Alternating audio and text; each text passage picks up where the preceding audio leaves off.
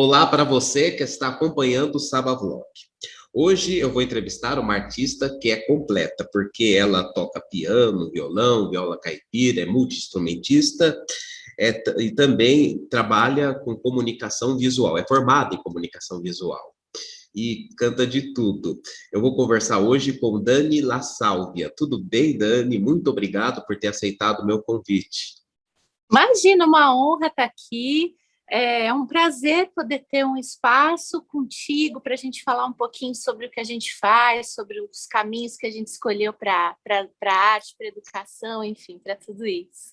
Bom, então, de que lugar do Brasil você é e com que idade você começou a cantar?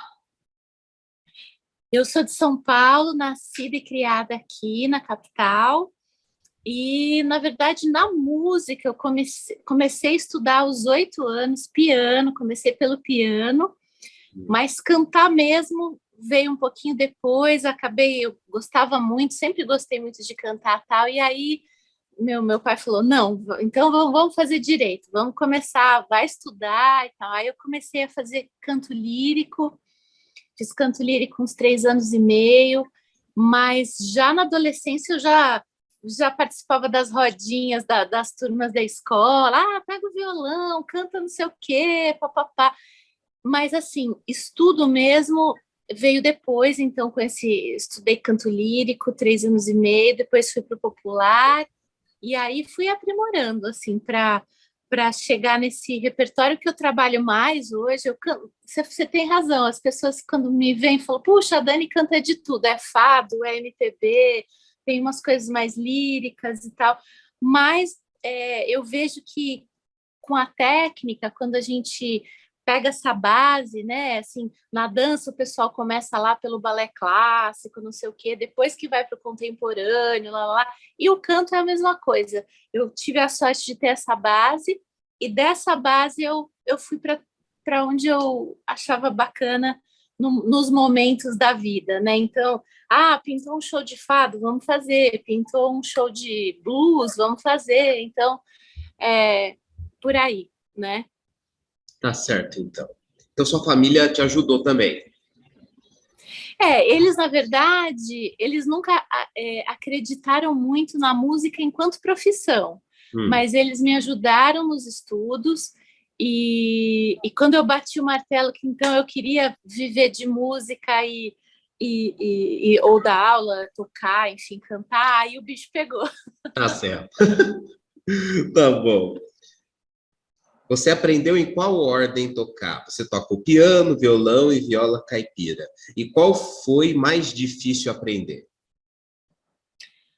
Olha, eu não sei se tem um mais difícil, são todos diferentes um do outro, mas de qualquer sorte, todos eles têm a base musical, né? Que são as notas, as leituras e tal.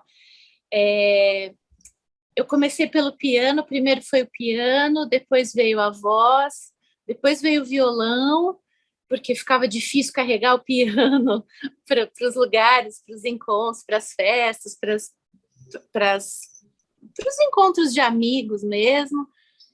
E para os shows também, eu comecei a sentir que o violão preenchia uma outra história que o piano não me dava. E aí eu lembro que foi bem na época da primeira versão do Pantanal, da novela Pantanal, eu conheci o Almir Sater um pouquinho antes da novela, na verdade. Eu fui num show na Funarte dele e fiquei encantada com a viola caipira. Falei, meu Deus, que instrumento é esse? Que harmônicos são esses? Tal. E eu efetivamente nunca aprendi, eu sou meio autodidata, assim, então eu via lá e tentava reproduzir aqui. E aí, como eu tinha esse conhecimento de partitura, do piano, eu aplicava para a viola. Então, às vezes eu trazia, até outro dia mesmo fiz isso, eu trazia uma partitura do piano para aplicar na viola e dava certo.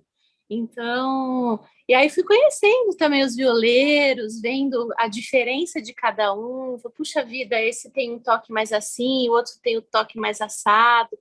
Eu acho que a viola foi o último, foi por último, assim, o que chegou por último no dedo. Então, faz 32 anos que você conheceu o Almir Sater. Faz, por aí. Eu era adolescente, eu não perdia um show, eu viajava assim, aonde fosse para assistir, porque eu realmente pirei com aquela sonoridade. Falei, meu Deus, eu quero tocar, eu preciso tocar esse instrumento, e aí deu certo. Certo. Quantas músicas você compôs até o momento?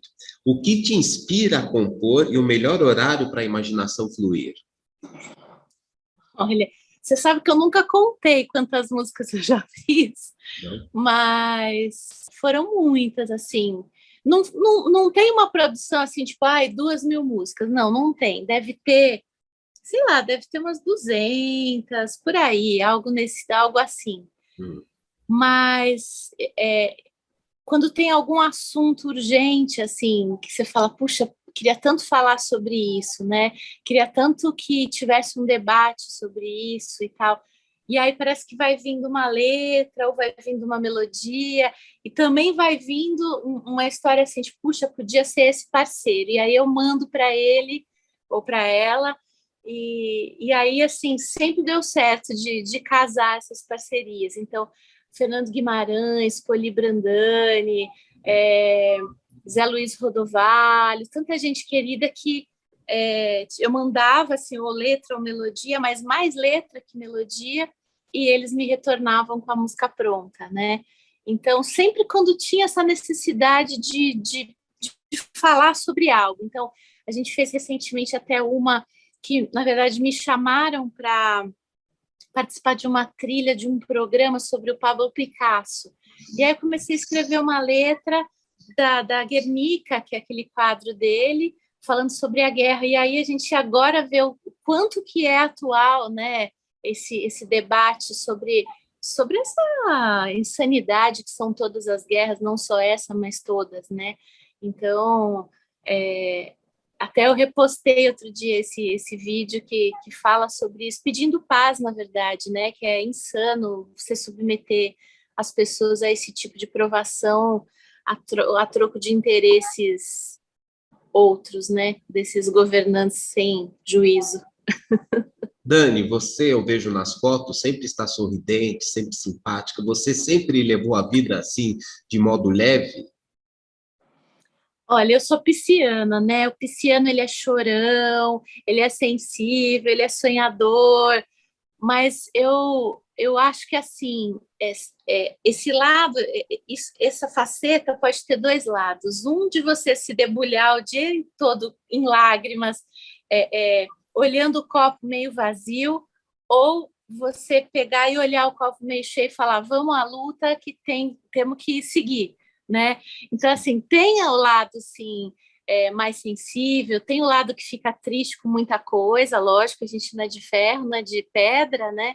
Sim. Mas eu acho que para a gente seguir, para a gente realizar, né? Mais do que seguir, para a gente realizar as coisas, eu acho que a gente tem que manter esse seguir adiante aí, que faz tudo caminhar, né? Certo. Em 2011, você viajou pelo mundo. Quero que conte para nós a experiência na Califórnia, México e principalmente na África do Sul. Como foram os trabalhos sociomusicais lá? Então, lá começou assim, né? Começar lá do comecinho. Eu estava em Borda da Mata, que é o lugar onde eu sempre gravo, que é sul de Minas, lá no estúdio do Poli. E aí a gente estava caminhando numa praça, assim, tal, e a gente encontrou uma freira, amiga do Poli, muito querida, que estava de férias no Brasil, porque fazia parte de um programa de educação lá na África. E ela foi contando, e a gente encontrou com ela na praça, assim, ela foi contando como era o projeto, eu fui me encantando com o que ela contava das crianças, dos trabalhos sociais e tal, tal, tal, tal, tal, tal.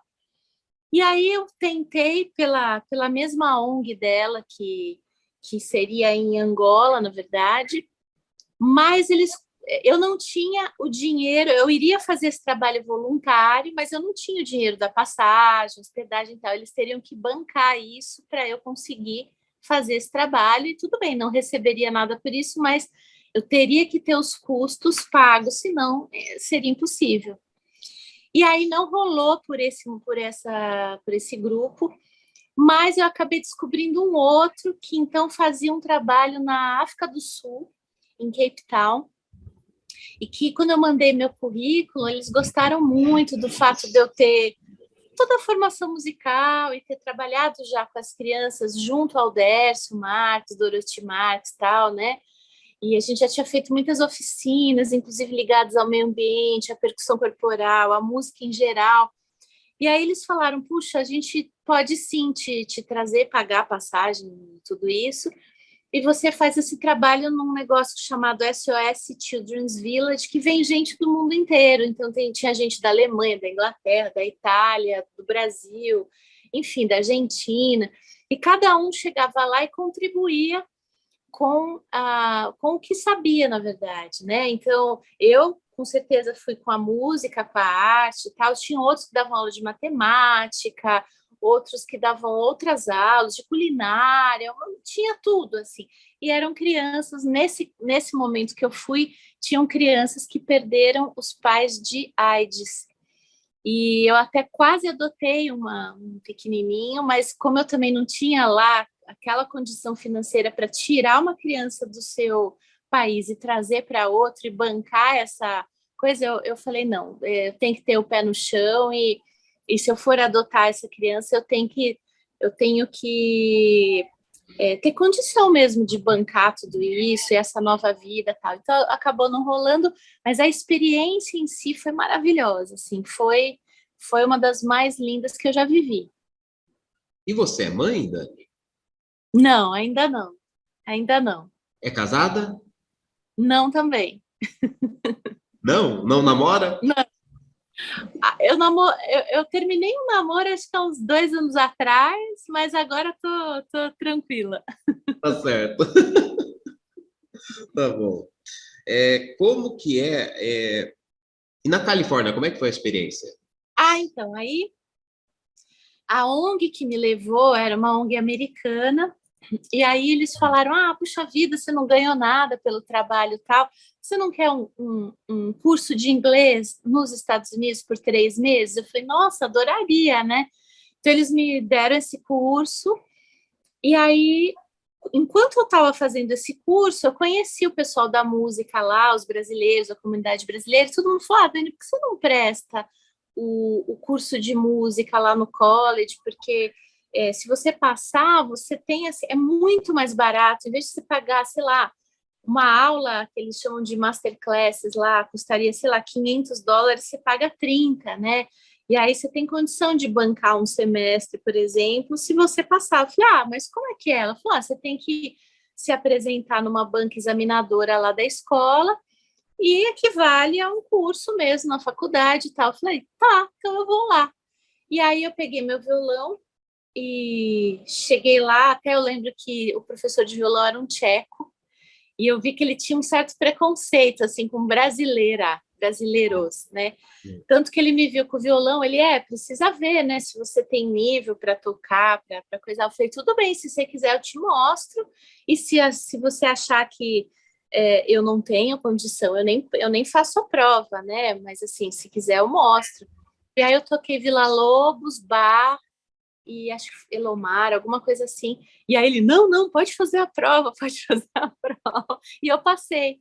Então eu fiquei 3 anos e meio lá fazendo curso de música e um curso bastante puxado, por sinal, aonde então o foco foi o violão, porque voz eu já tinha passado, tinha ido para a Rússia, fiz um curso lá, enfim. E aí, nesse momento, foi a história do violão. E daí eu fiquei 3 anos e meio lá fazendo música, teoria musical, tudo isso, e violão em San Diego. E o México? O México foram trabalhos também que a gente fez de passagem, a gente foi para Tijuana e outros lugares, Ensenada, tal. A gente foi tocar, eu lembro que uma das coisas que a gente fez foram algumas, mas uma das coisas que a gente fez foi naquele momento que a Malala sofreu aquele tiro lá, rolou um movimento mundial de todo mundo pedindo pela paz, pela pela possibilidade das afegãs e outras, né, e de outros lugares, especialmente ali da região, que as mulheres pudessem ter acesso ao estudo e tudo isso. Foi um movimento mundial. Então, fizeram um evento lá no México, juntando cantoras de toda parte. Então, tinha americanas, brasileiras, mexicanas, gente de toda parte que estava ali em San Diego e no México, que se juntou no México, fez esse negócio até meio xamânico, teve gente dos tambores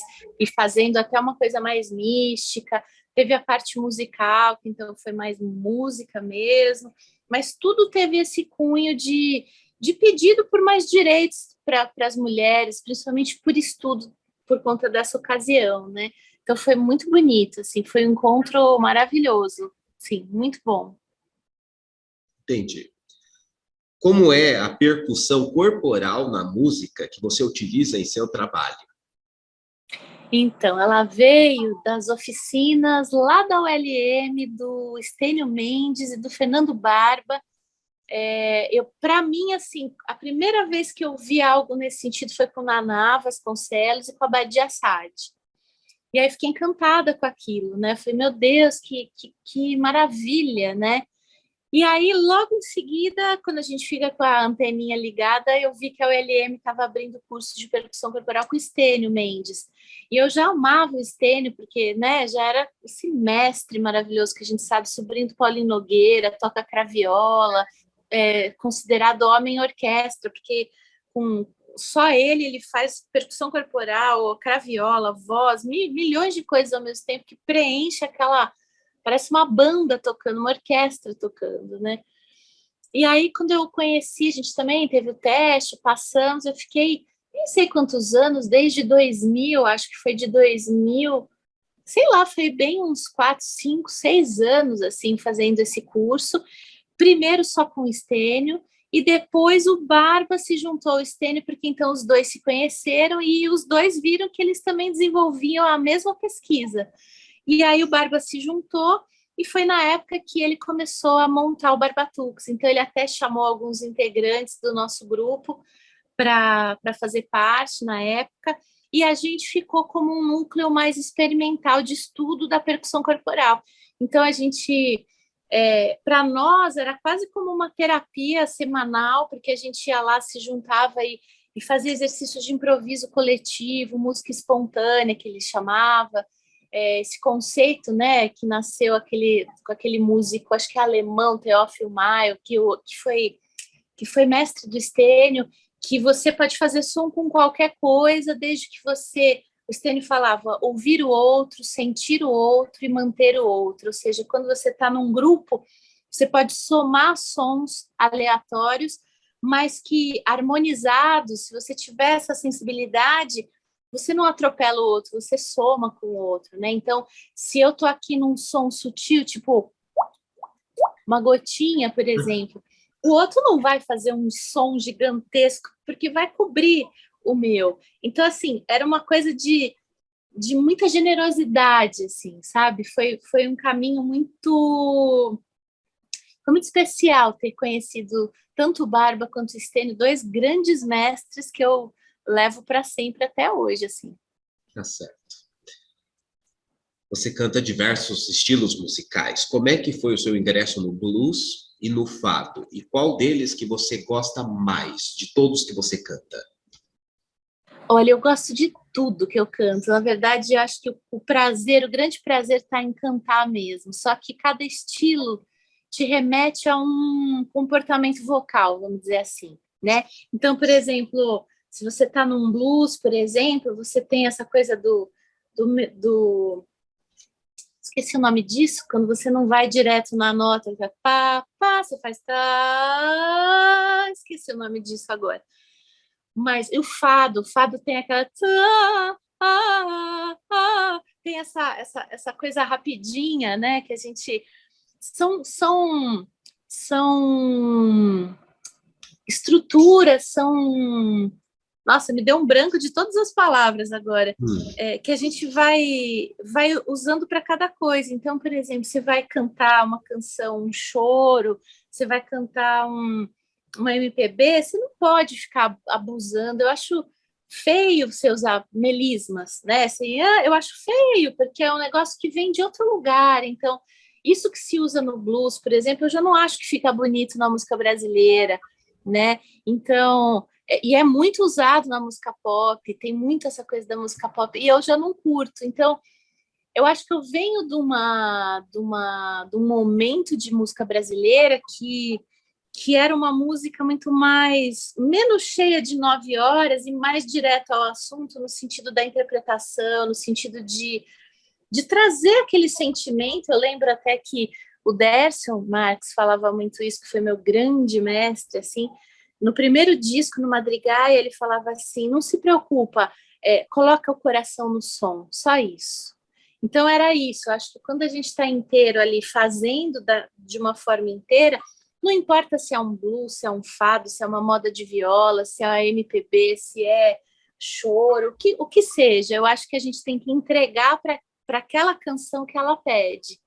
Então, o que ela pede? Eu acho que quando a gente começa a escutar, você começa a sentir um pouco o caminho daquele estilo, daquela canção, do que aquela letra quer dizer, aonde você pode crescer, onde você pode diminuir, onde você pode ralentar, onde você pode dar uma corridinha, enfim.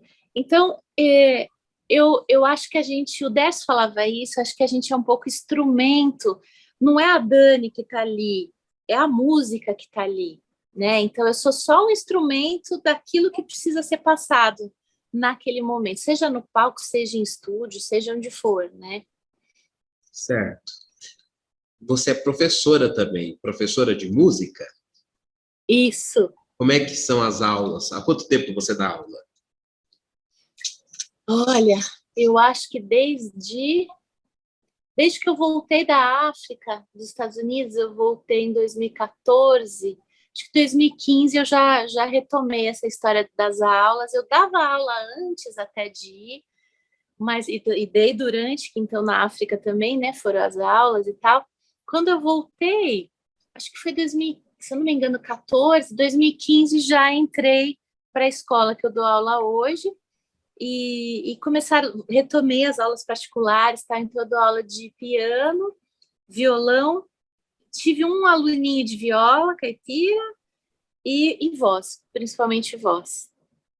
Todas essas aulas ocupam boa parte do seu tempo diariamente, né? Eu saio, para ser sincera, assim, eu saio de casa às 6 da manhã e volto 10 da noite, às vezes. Assim, porque além da grade da escola, tem os alunos particulares que a gente fica encaixando nas janelas que dá. Então, eu saio, tipo, eu acordo 5h30, tomo café, saio 6, 6 e pouco, passo o dia, aí vou para a escola, bababá. Quando eu acabo as aulas da escola, eu vou para os alunos particulares. E aí eu chego aqui, tipo, 10, às vezes 10h30, por aí. Então, é bem assim, é bem intenso. Eu até me ressinto de ter um pouco mais de tempo para minha música, que acaba ficando para eu estudar nos finais de semana, né? Se eu preciso ter um repertório na mão, ou mesmo botar em dia meu violão, meu piano, enfim, eu tenho que fazer isso de final de semana, porque durante a semana eu chego destruída assim, em casa, assim, 10 da noite eu já estou querendo ver uma cama, porque o dia foi intenso, assim, e são idades variadas, né? Então tem desde pequenininhos até senhores, senhoras, então a abordagem varia o tempo todo. Então não é que você pega uma receita de bolo e vai, né? Cada aluno é um, e eu sou chata porque eu acabo preparando aula de acordo com a dificuldade de cada um. Então, um gosta de um repertório A, o outro gosta do repertório B, mas esse um tem dificuldade A, o outro tem dificuldade B. Então, cada aluno é uma aula. Então, depois que eu chego às 10, aí eu fico até mais ou menos 1 da manhã preparando as aulas do dia seguinte. Nossa! Outra faceta sua é a comunicação visual. Além de ter feito as capas de seu CD, você, por exemplo, fez algum tipo de vinheta para vídeos ou televisão? E como é que é trabalhar com designer? Eu me formei na FAAP em desenho industrial com habilitação em comunicação visual. Então, eu trabalhei em agência, trabalhei fiz assim muitas peças. Na verdade, quando eu comecei nessa área, nem tinha a computação gráfica nem era tão avançada, então a gente fazia na mão. Eu era auxiliar. Eu lembro que o meu primeiro trabalho foi auxiliar de pestape. Ah, Olha a antiguidade da pessoa. E aí tinha que botar letrinha por letrinha, colar com cola benzina. Olha, era uma loucura. Aí entrou a computação gráfica. Eu falei, amém, né? Falei, agora a gente não precisa recortar letra por letra no estilete, não sei o quê, não sei o quê. Bom, e aí foi quando eu fui para o Chile. Meu pai foi transferido, eu transferi faculdade, transferi tudo. Eu estava na FAP, transferi para lá, e lá estava bem mais avançada a questão da computação gráfica do que aqui. E aí lá eu comecei a me inteirar dos programas que hoje todo mundo usa em toda parte, e fiquei um ano lá, aprendi até essa coisa têxtil, que tinha essa coisa do tear, muito da cultura Mapuche, né, dos índios Mapuches, que faz aqueles ponchos, aquelas coisas lindas, por ser um país frio, né, nos Andes, né. E aí fiquei um ano lá, mas vi que realmente eu tinha que voltar para concluir o curso que eu tinha trancado aqui. Quando eu voltei, então, me formei na FAAP, já fui trabalhar em agência, essas coisas. E aí, mas também não era muito aquilo, eu queria uma coisa mais artística. Falei, puxa, essa coisa mais de propaganda, tudo bem, é legal, mas eu queria um negócio que tivesse no fundo, mais a ver com a música, que era uma coisa que eu estava voltando naquela época, logo que eu encontrei o Dércio. E aí eu sei que o Dércio foi o primeiro que falou assim, poxa, você é formada em comunicação, você não quer fazer minha capa? E aí eu fiz a capa Ele Amou, que foi a capa do Monjolear, e aí todos os outros amigos falaram, não, chama a Dani para fazer a capa, chama a Dani, chama a Dani. Então eu fiz um monte de capa, e a minha inclusa, né? Então fiz bastante, até que a música foi tomando mais lugar do que as capas, do que os projetos gráficos. Mas eu nunca abandonei os projetos gráficos, eu não consigo ficar assim um mês sem desenhar alguma coisa, pintar alguma coisa. Então eu assim, isso não sai de mim, assim, na verdade eu posso até estar correndo contra o tempo, sem tempo para nada, mas assim, em algum momento, ou do sábado ou domingo, eu vou lá rabiscar alguma coisa, eu vou lá fazer no computador alguma começo de ilustração. Eu estou sempre mexendo com isso, porque acaba ficando na gente, né? tá certo. Você é uma mulher versátil e muito dedicada ao trabalho. Você falou que você só tem tempo no fim de semana. Mas, tirando isso de usar, ver o violão, afinar o violão, estudar música, tirando isso, nas horas vagas, o que você mais gosta de fazer? Eu adoro, por exemplo, eu tô doida para ir, por exemplo, na exposição do Van Gogh, por exemplo, naquela imersiva. Eu adoro ver, adoro ver coisas assim interativas, exposições, adoro ir em shows, adoro ver um balé, adoro ver uma dança contemporânea, adoro ver arte, assim, seja lá o que for. E, e isso me inspira. Por exemplo, quando eu vou numa exposição dessa, igual teve do Da Vinci há um tempo atrás, teve no MIS, né?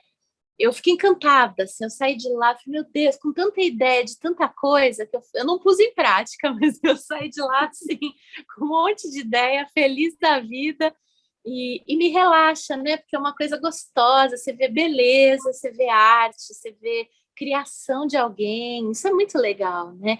Então, eu gosto muito de esporte também, eu gosto muito de nadar, assim, eu boto meu corpo em dia nadando, então, às vezes eu acordo 4 da manhã para poder dar tempo de dar uma nadada antes de ir para a lida do dia. Academia você faz ou não?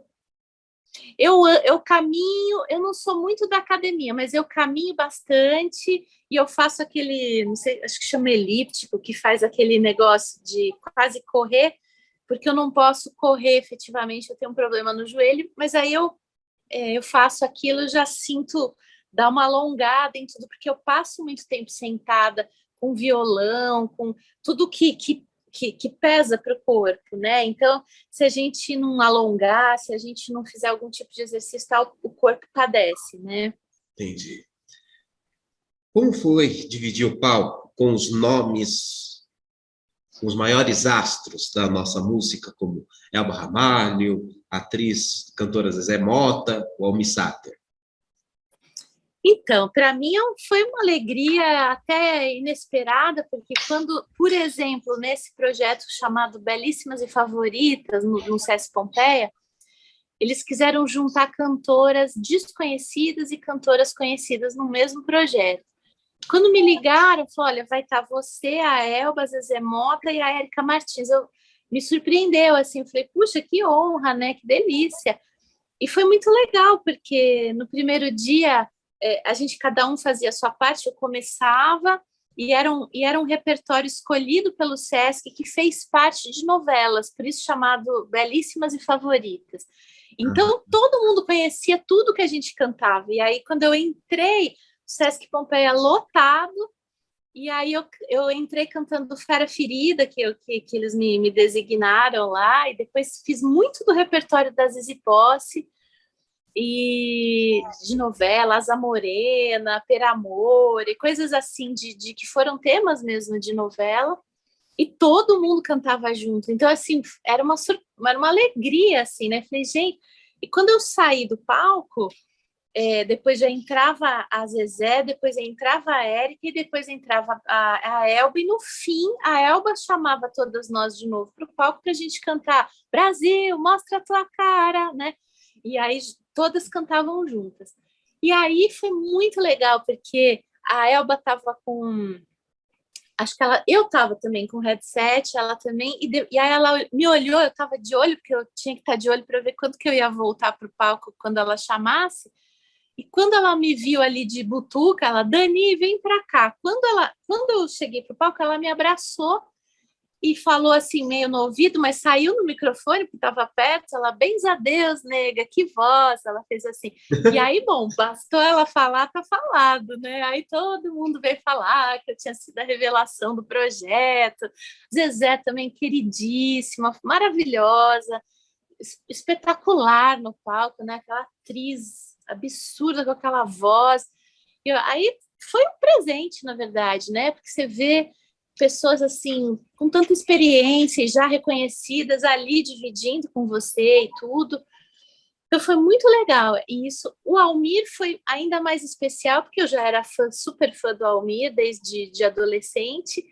E aí me chamaram para fazer uma festa junina do SESC, acho que era SESC Santo Amaro, se não me engano, e ele estava, e aí eu não cheguei a estar junto com ele no palco, mas a gente estava no mesmo projeto, ele, Renato Teixeira, o Renato também em vários outros projetos, então começou a dar uma maior, assim, porque as primeiras vezes eu falava, meu Deus, como é que eu vou fazer, dividir o palco com o Almir, nossa, eu sou fã e tal. E depois a gente via que estava todo mundo ali fazendo seu trabalho, com as suas pesquisas, com a sua vivência, e, e ele também reconhecendo, puxa, que voz linda, não sabia que você tinha essa voz, e não sei o quê, sabe?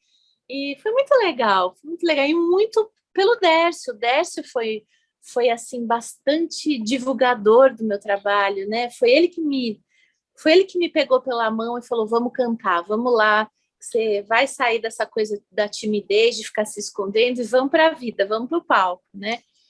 E aí eu lembro que quando eu gravei uma Madrigaia, que eu gravei de forma incidental o Romaria, do Renato, o Décio, que foi Décio, a Warner quer me cobrar uma fortuna de direito autoral do Renato. Eu falei, que nada, vamos falar com o Renato direto. Aí eu lembro que ele passou aqui, fomos para a Serra da Cantareira, chegamos lá, o Renato super feliz de receber o Décio, e por tabela me conheceu, né? E aí a gente cantou a versão toda que a gente fez com a Romaria. Ele falou, tá mais que liberado, pode gravar, ele falou, sabe? Então foi muito legal. O Décio foi muito... Ele ajudou muito, ele foi muito presente nesse ponto. Eu chegava junto, assim, tava... Não só dirigiu o meu primeiro trabalho, mas estava sempre presente, me ajudando nessas dificuldades que eu, tipo, não tinha o contato do Milton, não tinha o contato não sei de quem, não, nós vamos conseguir, vamos falar com eles para liberar, e não sei o que, não sei o que, não sei, e dava certo. Nossa, que bom. Qual é a maior riqueza que um artista pode dar a seu país e ao seu povo? Nossa, com certeza é a sua alma, é a sua entrega para essa história musical que faz parte da nossa cultura, né? Eu acho que a gente primeiro a gente poder nascer num país cujo produto musical vem da miscigenação já é um presente, porque a gente carrega no nosso DNA musical, cultural, genético, amoroso, a gente carrega muitas etnias, muitas pessoas de muitos lugares, pessoas que eu digo, muitas raças mesmo, de muitos lugares. E isso faz do brasileiro, eu acho, um povo diferenciado, apesar de tudo que a gente vive em termos até de racismo, de preconceito, e isso tem em toda parte, mas aqui o fato da gente ser produto desse conjunto de encontros, eu acho que isso já é muito diferente, isso já é muito especial, né? Eu acho que isso já entrega para a gente uma capacidade criativa de trazer na nossa identidade o mundo, né? Assim, o Brasil, ele tem, o brasileiro, o artista brasileiro, ele tem em si uma criatividade que a gente não vê no resto do mundo, assim, essa existem gênios em toda parte, pessoas incríveis, músicos que estudaram, ralaram e tal, mas essa capacidade do brasileiro de improviso, de criação, de trazer essa alma dessa junção desse povo no que a gente canta, toca, produz, compõe, isso eu acho um maior presente. E acho que eu fico, às vezes, um pouco triste quando eu vejo a gente importar certos padrões midiáticos de fora. Então, a gente vê um certo padrão na mídia, do bonitinho, é só o externo. Então, vem aquela modelinho e não canta nada, mas ela é bonita, ou tem o corpo não sei o quê, rebola não sei o que. Então, para mim, isso não tem nada a ver com isso que eu estou falando. Assim, é uma imposição da indústria, no pior sentido da palavra, assim, lixo mesmo, cultural.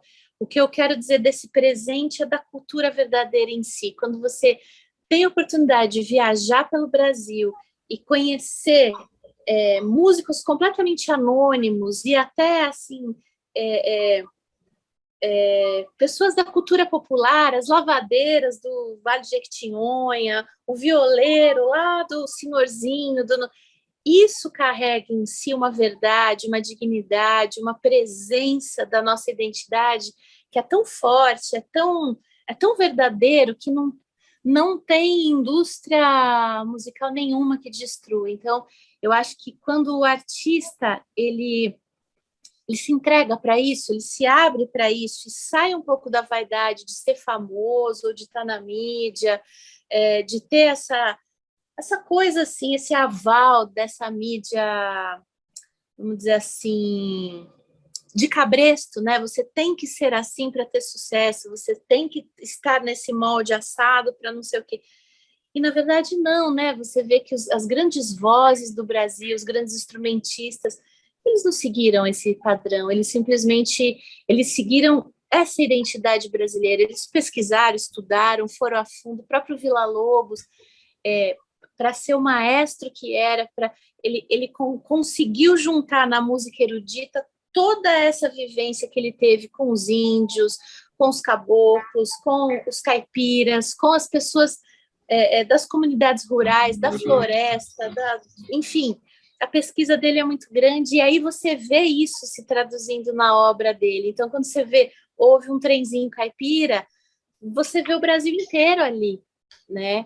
Então, Mário de Andrade, tanta gente incrível. Então, eu acho que a gente deve isso, e quando a maior contribuição que a gente pode dar é trazer o Brasil que o Brasil não conhece para fora, é tirar esse, como diz o Boldrin, tirar esse Brasil da gaveta e indo contra corrente midiática mostrar para o Brasil que ele é, sim, verdadeiro, existe gente real, o Brasil profundo, que nunca é mostrado na mídia, mas que ele existe e é valiosíssimo.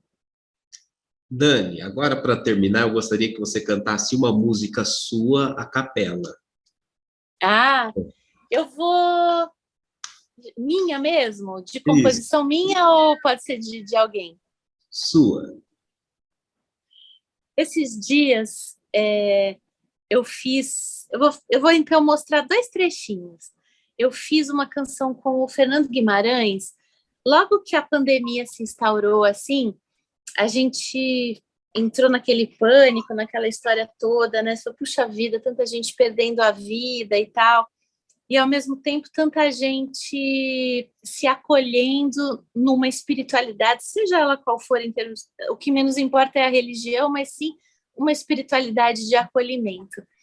E aí me veio essa letra que o Fernando botou essa melodia que ficou assim.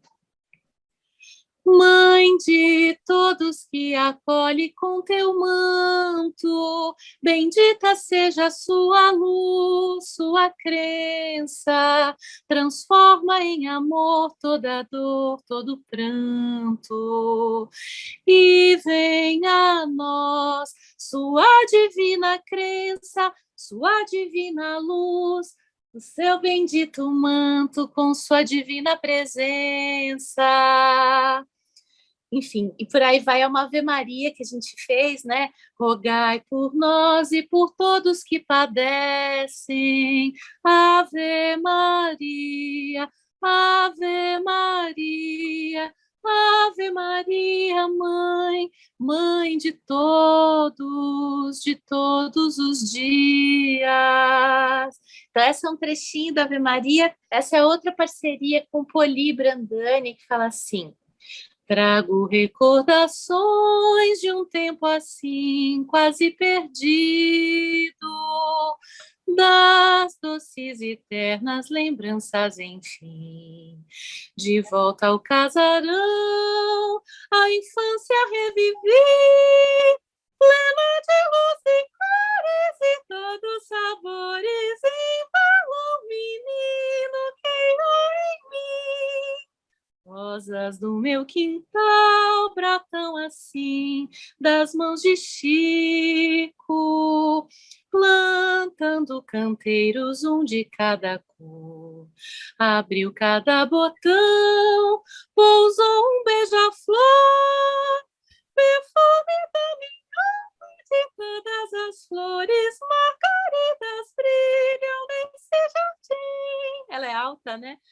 E aí vou olhando o abacateiro, vem a memória dos pés descalços no meu terreiro. Mãe, costura amor, acolhe filhos e cese alegria, remendando fantasias, abençoa o nosso lar, alinhava o dom da vida e de si. Passos correm na sala, rangindo o piso, varrendo o chão. Vinham todas as crianças brincar seus sonhos, partilhar o pão. Aventuras e recordações de um tempo pueril que já não volta mais. Mosaicos e flores do meu casarão. Eu tô meio rouca hoje, mas... Não, mas saiu muito bem. Saiu muito bem. Dani La Sálvia, muito obrigado pela entrevista. Eu gostei muito de você. Você é maravilhosa, você é iluminada, tem uma voz muito bonita e canta demais. Obrigada, querido. Uma honra, um prazer. Sempre que precisar, estamos às ordens. Tá certo, então. E obrigado a você também que nos assistiu. Até a próxima semana com mais um Saba Vlog, se Deus quiser. Até lá. Tchau.